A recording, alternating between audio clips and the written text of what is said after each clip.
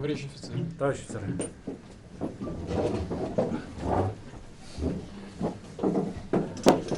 Уважаемые товарищи, добрый вечер. Рад вас всех приветствовать. Приятно в очередной раз побывать на таком ракетоносце, как ваш. Ну, в принципе, на ракетоносце. На таком, как ваш, я еще не был. Был на других подводных лодках. Наверняка, знаете, в учениях принимал участие. Но то, что касается вашего корабля, это особая вещь, это новейшие корабли. Смотрите, в 2015 году мы его заложили, в 23-м, да, уже спустили на воду, в 24-м он был введен в состав вооруженных сил военно-морского флота. Ну, для таких сложных изделий, скажем так, это очень хорошие сроки. И все. На самом современном уровне. Сегодня еще одну такую лодку тоже видели. На воду спустили. И она в принципе такая же, но там еще и циркония, что особенно приятно. Потому что циркония в известной степени можно отнести уже и к оружию стратегического значения. Дальность. Сколько там циркония? 1200? Да? 1000. Два варианта. Да. Побольше, да. Да, я понимаю, да.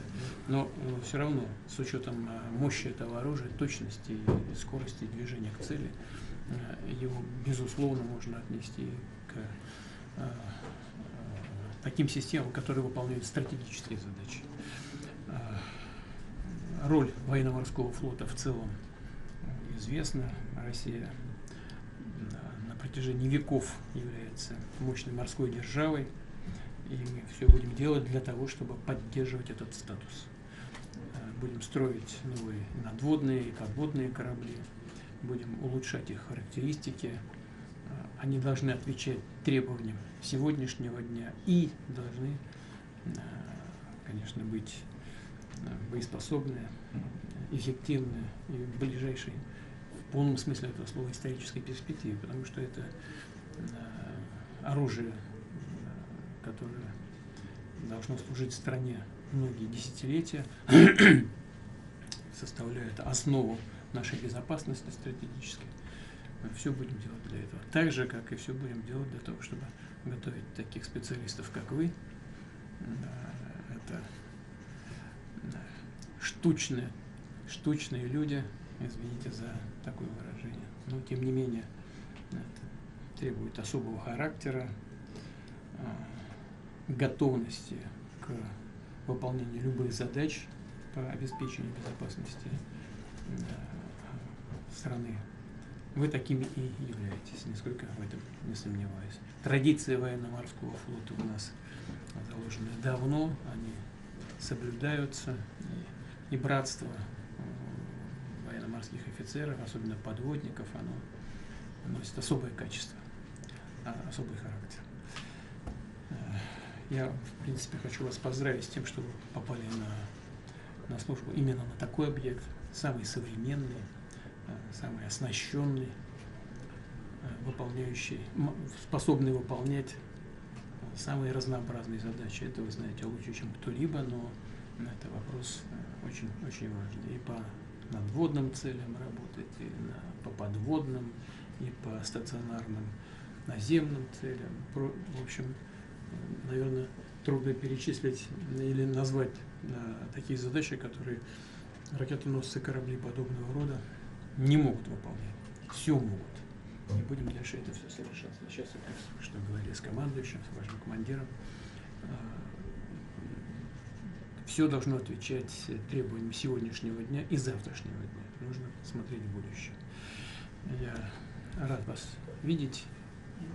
Поздравляю вас с тем, что вы здесь оказались. И поздравляю, как я говорил сейчас только наверху, поздравляю всех военных моряков с сегодняшним событием, с тем, что на воду спущена новая подводная лодка вот этого же класса. Теперь, если что-то есть, что вы хотели бы спросить, я буду рад ответить на любой ваш вопрос, пожалуйста. Товарищ Верховный, разрешите, я все-таки слово предоставлю командиру. Да, конечно, конечно. Товарищ Иванович, хочу немножко сказать про нашу, так сказать, экспозицию. Да. 4 подводных лодки, все называются «Архангельск». Первый, значит, линейный корабль «Архангельск» по репарациям был в 1944 году передан Советскому военно-морскому флоту, и с 1944 по 1949 год проходил службу под наименованием «Архангельск». Следующим кораблем с наименованием «Архангельск» стала К-525, это головная подводная лодка проекта 949, которая до 1996 года служила, соответственно, в нашем военно-морском флоте. После этого имя «Архангельск» перешло к тяжелому атомному подводному ракетному крейсеру стратегического назначения ТК-17, Архангельск, вы его знаете. И, соответственно, мы стали 4-ми, самые сверху, корабль, соответственно, 885-го проекта «Ясень». Ясень. Ясень. Так, Ясень. У меня все. Первый вопрос. да, Василий. Уважаемый Владимир Владимирович, командир дивизиона живучести, капитан лейтенант Лапин. Личный состав экипажа гордится своей принадлежностью к славным вооруженным силам Российской Федерации. В настоящее время экипаж проходит курс боевой подготовки и готовится к выполнению важных задач в море. Все проходит планово, и я уверен, что и экипаж, и наш крейсер в назначенное время будет способен и он выполнит поставленные задачи. Крейсер данного поколения является нашей гордостью, ввиду того, что немного стран в мире способны создать столь серьезное и грозное оружие. Подскажите, пожалуйста, какие дальнейшие перспективы и планы развития военно-морского флота нашей страны? Не беспокойтесь, я уже сказал, что мы считаем, что военно-морской флот – это одна из основных гарантий безопасности государства, стратегической стабильности в мире в целом, поскольку у нас баланс существует известный стратегически с Соединенными Штатами, и мы будем самым бережным образом к этому относиться, будем делать все своевременно. Конечно, всегда, во все времена существовало много вопросов и проблем. У нас Россия сухопутная держава, огромная территория, но не случайно еще со времен Петра I закладывались традиции судостроения военного морского флота. В принципе, они были и раньше, просто Петр это поставил на совершенно новую базу, на совершенно новую основу. Вот. И мы будем делать все для того, чтобы не только сохранять эту составляющую вооруженных сил России, но и укреплять ее. Вот сейчас мы с вами были свидетелями спуска на воду 5-го крейсера Борей-М. Борей-М, да? Ясень-М. А вот планируется построить еще 5 таких кораблей. 5. И плюс еще 3 корабля Борей. Борей-А. Но этим не ограничиваются все наши планы строительства вооруженных сил и военно-морского флота. Есть планы по строительству надводных кораблей, и стратегических оруженосцев. Сейчас не буду вдаваться в детали. Я детали доложу с вашего разрешения. Да, у нас есть разные взгляды, разные подходы по поводу того, что и как нужно здесь сделать. Но все это, все эти и споры между учеными, конструкторами, между вооруженными силами, между различными предприятиями, это все позитивный процесс, который направлен на то, чтобы выбирать наилучшие, оптимальные варианты развития флота. Вот так и будем делать. Сейчас вдаваться в детали не буду, хотя я в эти детали погружен, вот командующий знает, мы не так часто, хотя надо бы почаще, регулярно, тем не менее, встречаемся. Вот эти все споры идут, но и решения тоже принимаются окончательно. Мы не занимаемся просто притиркой позиций. В ходе вот этих дискуссий принимаются решения по развитию флота. И они такие долгосрочные, на перспективу, на десятилетия вперед, до 50-го года и больше. Сейчас мы делаем по новому поручению, готовится стратегия развития военно-морских сил. военно-морского флота и программа строительства кораблей надводных и подводных до 50-го года. Что будем вместе с вами работать. Я говорю без иронии. Почему? Потому что от того, как идет эксплуатация, в данном случае лодок, зависит и принятие решения по будущим планам развития. Так что я очень рассчитываю на то, что и вы, когда будете здесь служить, если что-то будете замечать, о чем-то будете задумываться, пожалуйста, мы будем рады только слышать ваши замечания практического характера. Пожалуйста, что еще? Товарищ Верховный Главнокомандующий, командир боевой части связи, капитан 3-го ранга Фролов. Задачи, которые выполняем мы, подводники, имеют важное значение для безопасности государства. Но мы также понимаем, что главная задача сейчас, как для всех нас и страны в целом, это достижение целей специальной военной операции. Могли бы вы дать свою оценку текущих событий и продвижению хода специальной военной операции? Конечно. Я скажу коротко. Мы постепенно, не так быстро, как кому-то хотелось бы, но тем не менее настойчиво и уверенно движемся в достижении всех целей, заявленных в начале этой операции. Но начать я хотел бы с другого. Я хотел бы сказать, что не мы были авторами и инициаторами начала боевых действий. Они начались после государственного переворота на Украине в 2014 году, который был поддержан западными странами. И после этого фактически начались боевые действия на юго-востоке Украины. Мы на протяжении 8 лет пытались урегулировать эти вопросы, эти проблемы мирными средствами. Вынуждены были взять под защиту Крым и крымчан, севастопольцев. И очень долго и настойчиво добивались решения мирными средствами вопросов, связанных с Донбассом и Луганском. Ну, как выяснилось позже, все это хорошо сейчас знают, и украинские власти, и западные кураторы, они, по сути, водили нас за нос, к сожалению. А бывшие руководители, которые тогда руководили некоторыми ведущими сторонами Запада, в частности, президент Франции бывший, господин Оланд, и госпожа Меркель, бывшая канцлер ФРГ, прямо заявили, прямо, публично, без стеснения, сказали, что им нужны были эти Минские соглашения только для того, чтобы довооружить украинский режим и подготовить к боевым действиям с нами. Но на протяжении 8 лет люди, которые проживали на территории Донбасса, Луганска и Донецка, подвергались просто геноциду в прямом смысле этого слова. Ну, западные кураторы украинского режима предпочитали это не замечать. Это вынудило нас предпринять попытку уже вооруженными средствами прекратить ту войну, которая была начата в 2014 году. Не мы ее начинали. Но даже, кстати говоря, когда вооруженные этот конфликт принял такую горячую фазу в 2022 году, мы все равно предлагали решить все вопросы мирным путем.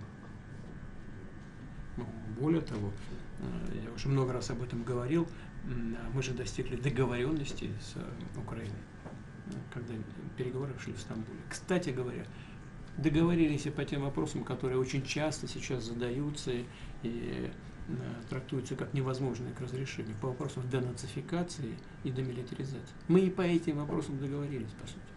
Там все прописано было в проекте этого документа. А вышивка из этого документа была парафирована главой переговорной группы со стороны Украины. Парафировали, подписали же, значит, устраивало все. Ну, потом тоже известно, приехали значит, их кураторы из Европы, в частности из Великобритании, бывший премьер-министр господин Джонсон, убедил украинское руководство в том, что нужно продолжать вооруженную борьбу до последнего, по сути дела, украинцы с целью нанести России стратегическое поражение. Ну вот Он, наверное, подзабыл, что есть такие коллективы, как ваши, такие средства, как ваша подводная лодка. Он, видимо, подзабыл или вообще они не очень понимают, что такое русский, российский народ, что у наших людей в душе и в сердце, когда речь идет о безопасности Отечества. Ну, что происходит сегодня, в принципе, тоже понятно. По всей линии боевого соприкосновения наши войска владеют стратегической инициативой. И есть все основания полагать, я еще совсем недавно говорил, мы их дожмем, есть основания полагать, что мы их добьем. Я думаю, что только должно прийти осознание того, что происходит у самого украинского народа. А то, что наши вооруженные силы набирают обороты, действуют все более и более эффективно, об этом может вам рассказать и непосредственный участник боевых действий, генерал-майор Гудков Михаил Евгеньевич.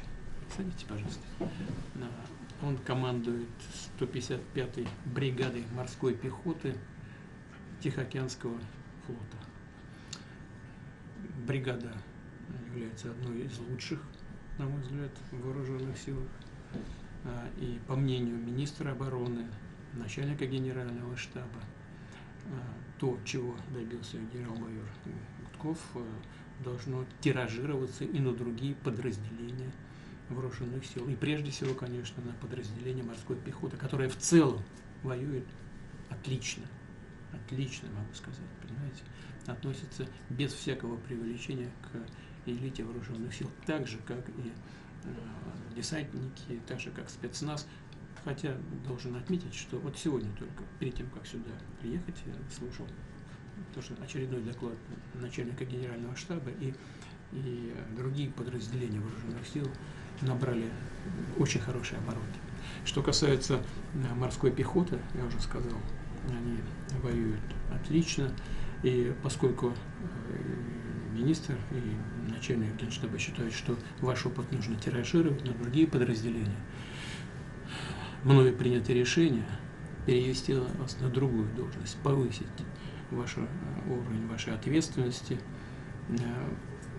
Вы назначаетесь заместителем командующего военно-морскими силами Российской Федерации.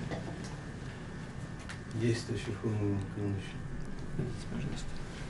В зону вашей ответственности будет входить командование всей морской пехотой военно-морского флота и всеми ракетными и артиллерийскими береговыми войсками. Задача простая, хотя и масштабная. Нужно, несмотря на то, что все морпехи показывают себя самым наилучшим образом, но все эти подразделения нужно довести до того уровня боеготовности и эффективности, до которого вы довели 155-ю бригаду морской пехоты Тихоокеанского флота. Кроме этого, Генштабом, Министерством обороны утверждена программа реорганизации морской пехоты, этих подразделений, и мы постепенно будем из бригад создавать дивизии морской пехоты. Вот, в этом году 2 дивизии, включая и 155-ю бригаду. На следующий год еще 2 дивизии, и через год еще 1 дивизию создадим. Поэтому это большая работа, которая будет связана с организацией прежде всего боевой подготовки, с учетом опыта, вашего опыта боевых действий в ходе командования руководства 155-й бригады морской пехоты Тихоокеанского флота. Нужно подумать об оргштатных изменениях, поскольку бригады преобразуются в дивизии. Нужно подумать о вооружении, о средствах связи и так далее, и так далее. То есть это, в принципе, большая работа. Но я вам попозже чуть скажу о том, что нужно сделать в ближайшие дни. Командующий это предложение поддержал, так что надеюсь, что у вас все сложится, и я даже в этом не сомневаюсь. Желаю вам удачи. Спасибо большое. Вот что касается ситуации на линии боевого соприкосновения, еще раз хочу это сказать, подчеркнуть, на всей линии фронта стратегическая инициатива полностью находится в руках российских вооруженных сил. Вот Луганская Народная Республика освобождена на 99% ее территории, а Донецкая, Херсонская, Запорожская свыше 70%. Наши войска, наши ребята идут вперед и освобождают одну территорию за другой, один населенный пункт за другим каждый день. Товарищ офицер, есть вопросы? Пожалуйста. Уважаемый Владимир Владимирович, старшина второй статьи. Сегодня внимание всего мира приковано к переговорам между Россией и Соединенными Штатами. Неожиданно мы начали вести диалог и сближаться с основным соперником. И хотелось бы, если это возможно, узнать из первых уст ход переговоров и возможные их результаты. Вы не обращайте на это внимания. Вы просто несите службу и все. Исполняйте свой долг. Но в целом это, конечно, шутка. Я понимаю, что все в мире, в нашей стране, все люди внимательно за этим смотрят. Я в этой связи хотел бы первое сказать, что, на мой взгляд, вновь избранный президент Соединенных Штатов искренне хочет завершения этого конфликта. По целому ряду соображений, сейчас не буду даже, их много, но, на мой взгляд, это искренне желание. Но ясно, что конфликт, о котором я говорил, и я только что дал такую коротенькую характеристику того, что происходило в недавнем прошлом, все-таки он сложный и требует такого тщательного обсуждения и подхода. Мы за то, чтобы решить все эти вопросы мирными средствами. И я тоже кое-что об этом сказал, что мы предприняли с самого начала, и одно, и второе, и третье. Поэтому мы за то, чтобы решить эти вопросы мирными средствами, но при устранении первопричин, которые привели к сегодняшней ситуации. Нам нужно, безусловно, обеспечить безопасность России на длительную историческую перспективу. Любой шаг, направленный на решение этой задачи, нами будет приветствоваться, и мы будем работать с любыми партнерами, которые стремятся к этому. Это не только Соединенные Штаты, это и Китайская Народная Республика, это Индия, Бразилия, Южная Африка, все страны БРИКС и многие другие, например, включая Корейскую Народно-Демократическую Республику, с которой у нас подписан договор, и в статье 4 многое сказано о том, как и что мы должны делать, поддерживать друг друга. И эта работа и с этой страной тоже идет и в военно-технической, и в военной сфере. И мы с Европой, кстати, готовы работать. Просто они ведут себя непоследовательно, постоянно пытаются нас водить за нос. Ну ничего, мы уже к этому привыкли. Надеюсь, тоже никаких ошибок, основанных на доверии излишнем к нашим так называемым партнерам, мы допускать не будем. Но в целом там существует проблема, о которой как бы говорят, но вскользь, и я сам тоже об этом говорю. В чем она заключается? Заключается в том, что очень большое влияние в стране с самого начала, после развала Советского Союза, на Украине имеют так называемые нацики, как их в самой Украине называют, националисты, люди таких неонацистских взглядов. И не мы это только придумали. Вы знаете, что любопытно, об этом тоже сейчас мало кто вспоминает. А еще в 2017 году тот же самый Конгресс Соединенных Штатов, в Конгресс была внесена поправка в закон, который запрещал финансировать, поддерживать и иметь какие бы то ни было отношения с таким подразделением, как Азов. И прямо американский законодатель назвал эту военизированную организацию террористической и антисемитской. Больше того, хоть и Сенат тогда не поддержал, но через год, по-моему, через 2, все-таки инициаторы этого закона, а среди них был старейший депутат Конгресса США, все-таки поддержали этот закон. И он был принят Конгрессом. Конгресс США назвал эту организацию террористической, антисемитской, неонацистской. Но с тех пор-то ничего не изменилось. Они как были такими, так и остались. Что там, по сути, тут что-то поменялось? Нет. А что произошло? А в 2022 году Госдеп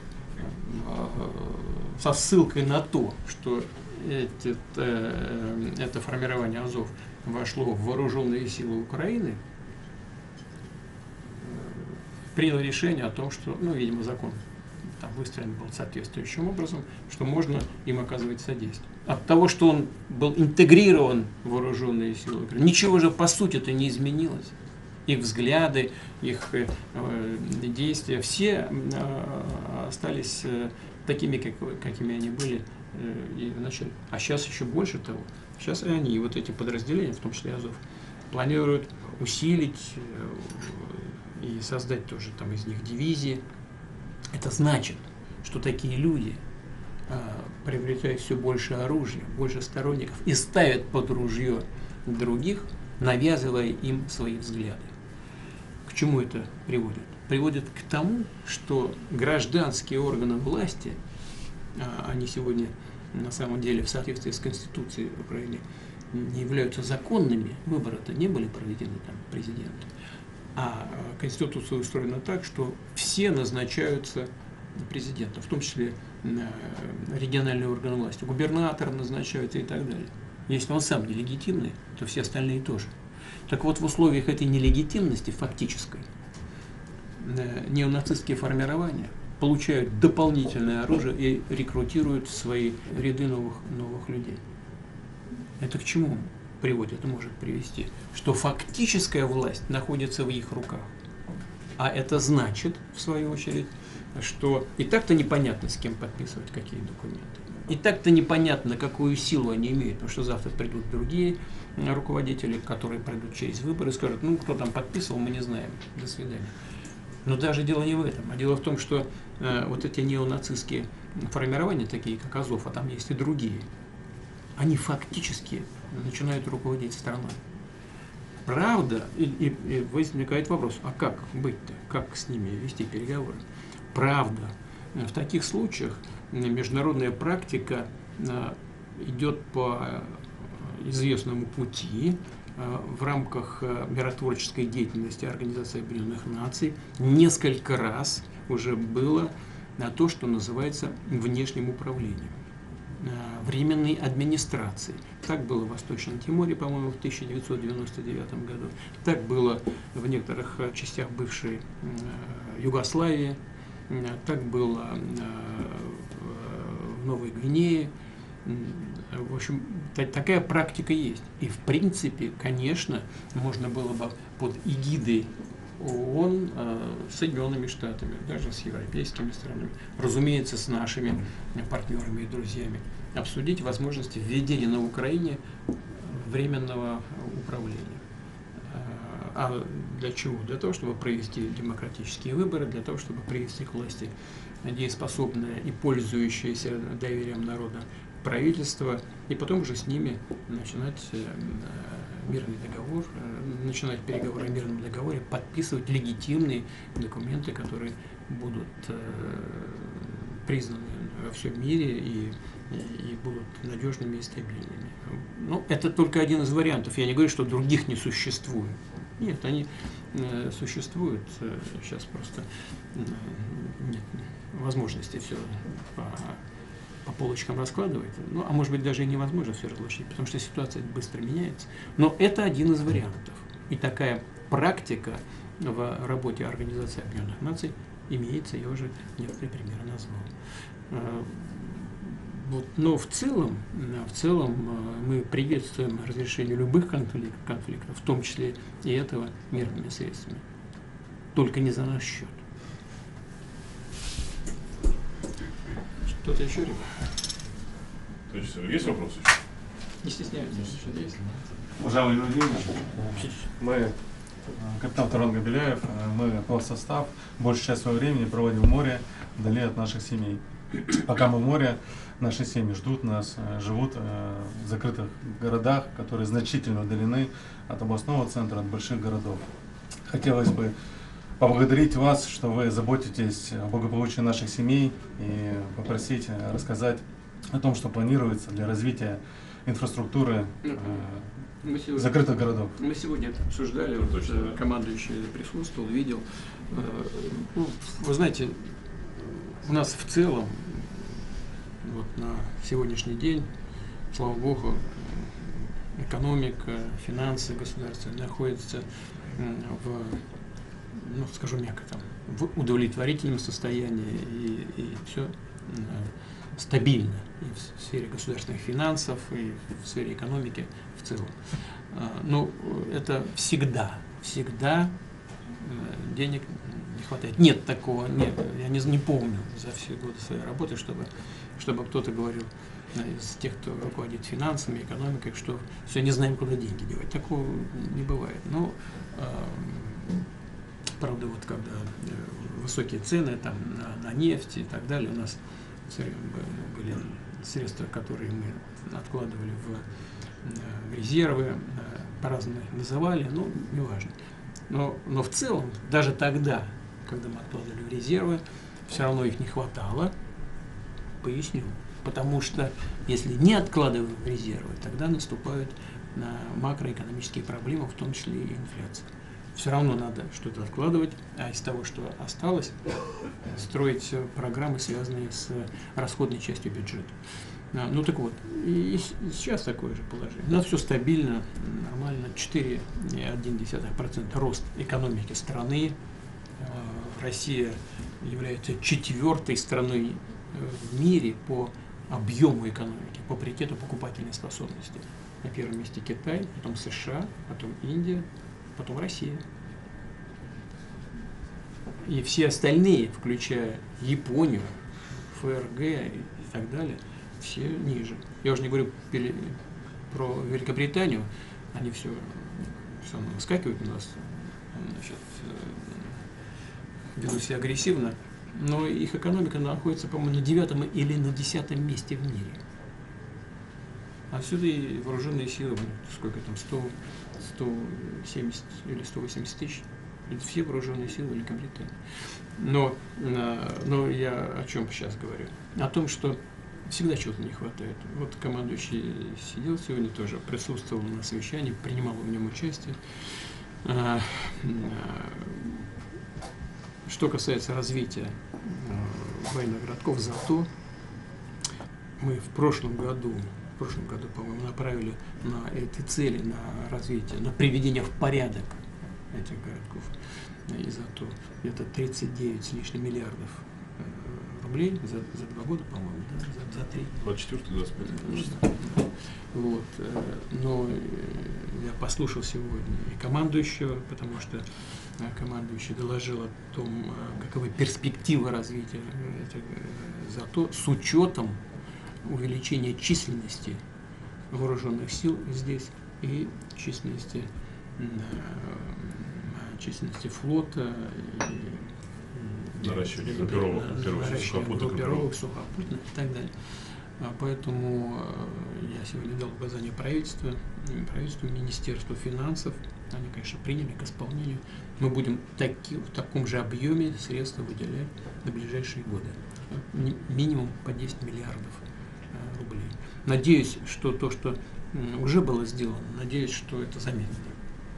Это деньги на детские сады, на школы, на приведение в порядок системы жилищно-коммунального хозяйства, на улице, там, на дворы, на дворовое пространство и так далее. Надеюсь, что вы это наблюдаете. Несомненно, так. Да? Да, заверяю, что так оно и есть. Ну, они что-то молчат, вы заверяете. Скромные просто. Понятно. Так что будем делать. Эта программа есть, и деньги будут выделяться. Все? Если решите поблагодарить. Да, вам спасибо. Спасибо вам. У меня есть вопросик. Да? Ваши там батальоны, сейчас садитесь, пожалуйста. на Демидовке, там южнее Демидовки работают, да? Так точно, окружают, уже Да, окружили. хорошо работают, ребята, молодцы, спасибо. Да, ну, в этой связи я вам кое-что сейчас скажу, там немножко задачи будут меняться для бригады в целом. Ну, я сейчас одно слово скажу. Вам спасибо. Товарищи офицеры, Товарищи офицеры. Товарищ офицер. Товарищ Иванович, для нас это историческое событие. В баню приходите? Я В походе, в походе. Да. Я помню, в Карелии. К-18 Карелии. Да, я был там на учении. Слушай, командир говорит, вот у нас баня есть. Можете зайти. Я зашел, баню потрогал. Что такое горячее? Я говорю, нет, барин выключай. Я пошел спать.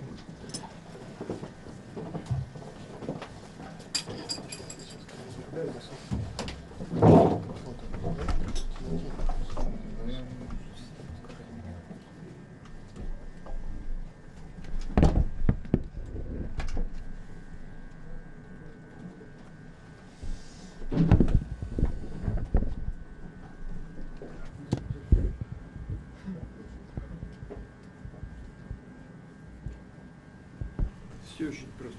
Благодарю за службу России. Желаю удачи. Спасибо. Всего хорошего. До свидания.